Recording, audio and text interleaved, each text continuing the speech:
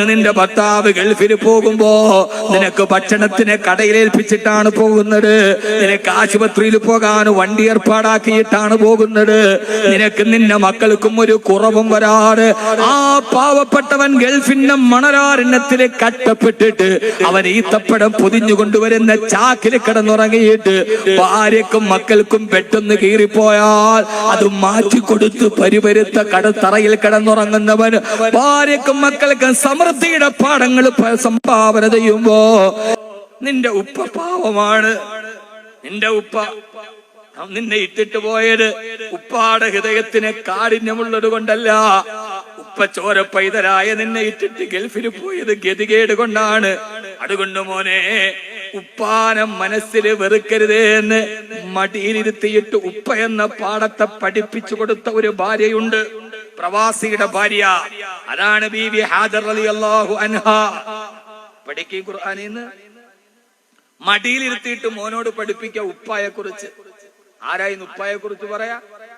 എത്ര സമയത്ര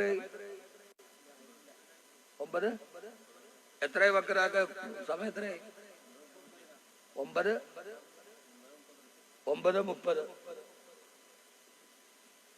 സമയത്ര 9:30. ഇപ്പൊ നിങ്ങൾ വാച്ച് ഞാൻ ചോദിച്ചപ്പോ സമയം പറഞ്ഞല്ലോ. സമയത്രയാ 9:30. നിങ്ങളിപ്പൊ നോക്കിയത് മിനിറ്റ് സൂചി മണിക്കൂർ സൂചി മാത്രമാണ്. അതിന്റെ ഇടയിൽ വാച്ചിന് വേറൊരു സൂചി കറങ്ങണില്ല. ഇപ്പൊ 45 സെക്കൻഡായി. എന്താ നിങ്ങള് പറയാത്തത്? എന്താ സെക്കൻഡ് സൂചി നിങ്ങളങ്ങ് വിട്ടുകളഞ്ഞ? നമ്മൾ നോക്കിയപ്പോ ആകെ മിനിറ്റ് സൂചി മണിക്കൂർ സൂചിയാണ്. ആ സെക്കൻഡ് സൂചി വിട്ടുകളഞ്ഞ എന്താ? അത് കറങ്ങണത് കൊണ്ടാണ് മണിക്കൂർ സൂചി മിനിറ്റ് സൂചി കറങ്ങണത്.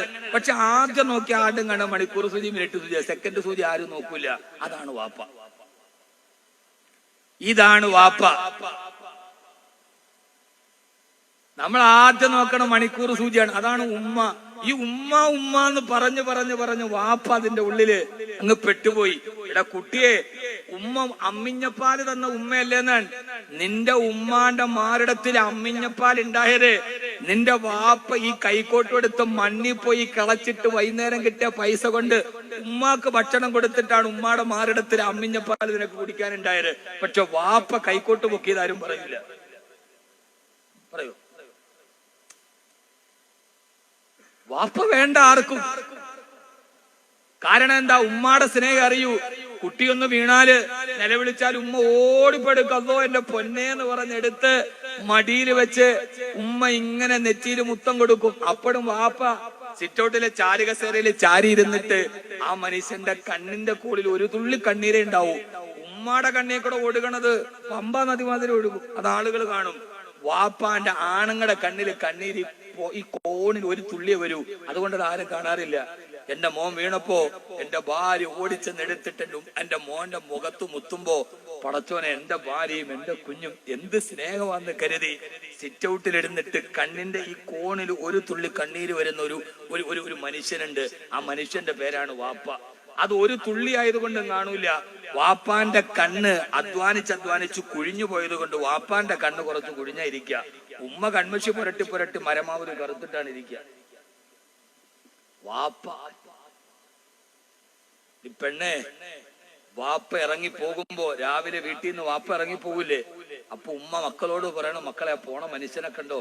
എന്നെ കെട്ടാൻ വന്നപ്പോ എന്തായിരുന്നു മനുഷ്യനെന്നറിയോ? ഇന്ന് പോണ കണ്ടോ? ഷുഗറും പിടിച്ച് പ്രഷറും പിടിച്ച് ആ മനുഷ്യൻ മെലിഞ്ഞു പോയത് കണ്ട്. എന്നെ കെട്ടാൻ വന്നപ്പോ എങ്ങനെ ഇരുന്ന മനുഷ്യനെന്നറിയോ?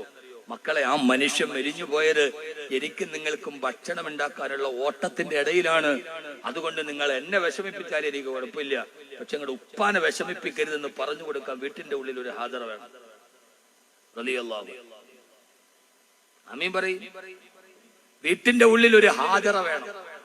മോളെ, വാപ്പാനെ എന്നെ നിങ്ങൾ വേദനിപ്പിച്ച കുഴപ്പമില്ല, പക്ഷേ ഉപ്പാന്റെ മനസ്സ് വേദനിപ്പിക്കരുത്. ആ മനുഷ്യൻ അത്രമേൽ കഷ്ടപ്പെട്ടവനാണ്.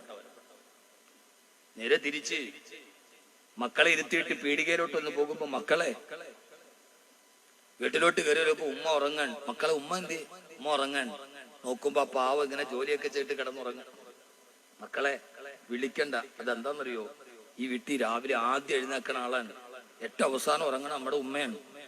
നിങ്ങൾക്ക് വേണ്ടി കഷ്ടപ്പെട്ട് എനിക്ക് നിങ്ങൾക്കും ഭക്ഷണം ഉണ്ടാക്കിയിട്ട് ആ പാവണം തളർന്നുറങ്ങണാണ്. അതുകൊണ്ട് മക്കളെ, നിങ്ങൾ എന്ത് ചെയ്താലും ഉപ്പാനെ നിങ്ങൾ എന്തും ചെയ്ത് ഉപ്പാക്കത് പ്രശ്നമില്ല. പക്ഷേ നിങ്ങളുടെ ഉമ്മാന്റെ മനസ്സ് നിങ്ങൾ വേദനിപ്പിക്കരുത്. എനിക്കിത് സഹിക്കാൻ കഴിയൂല. ഇങ്ങനെ പരസ്പരം കടമകൾ അങ്ങോട്ടും ഇങ്ങോട്ടും പറഞ്ഞു കൊടുക്കുന്ന ഹാജറയുടെയും ഇബ്രാഹിം അലൈഹിമുസ്സലാത്തു വസ്സലാം അവരുടെ വീടുകളിലാണ് ഇസ്മായിൽമാര് പറഞ്ഞിട്ടുള്ളത്.